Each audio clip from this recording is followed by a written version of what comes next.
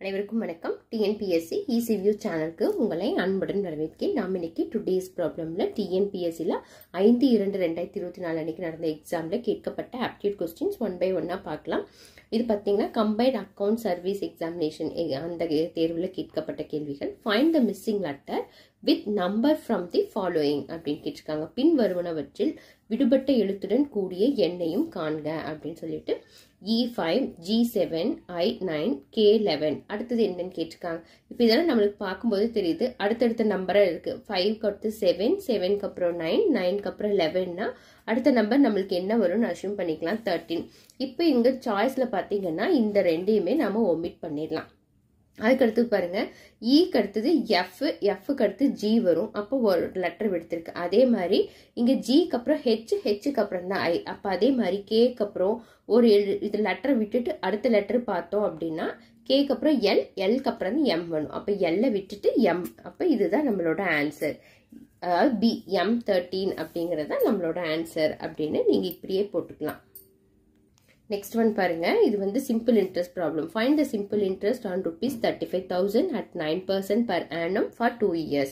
ரூபாய் 35,000க்கு ஆண்டுக்கு 9% வட்டி வீதம் 2 ஆண்டுகளுக்கு தனி வட்டியை காண்க அப்படின்னு கேட்டிருக்காங்களா.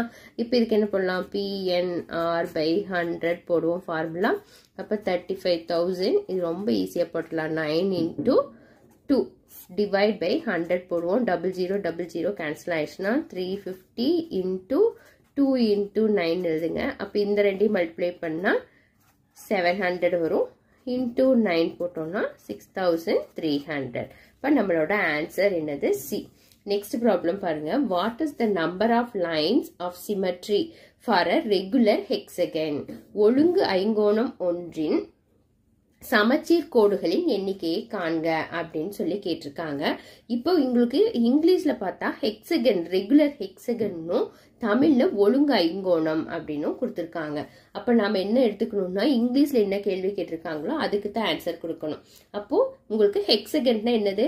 6 பக்கம் இருக்கிற அருங்கோணம். இதனுடைய சமச்சீர் கோடுகளின் எண்ணிக்கை என்ன அப்படின்னு பார்க்கணும்.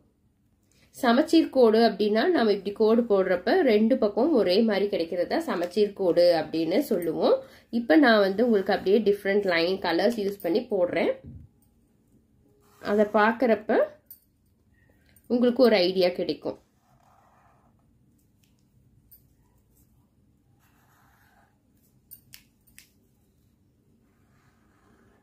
இப்ப நம்ம போட்ட லைன்ஸ் எல்லாம் பாத்தீங்க அப்படின்னா கரெக்டா ஒரே அளவா பிரிஞ்சிருக்கும். அப்ப இந்த ஹெக்ஸகனுடைய சிமெட்ரி லைன்ஸ் எவ்வளோன்னு பார்த்தோம்னா 6 அப்படிங்கிறது. அதே மாதிரி ஐங்கோணம் அப்படிங்கிறப்ப உங்களுக்கு சிமெட்ரி லைன்ஸ் எவ்வளோ வரும்னா 5 லைன்ஸ் வரும்.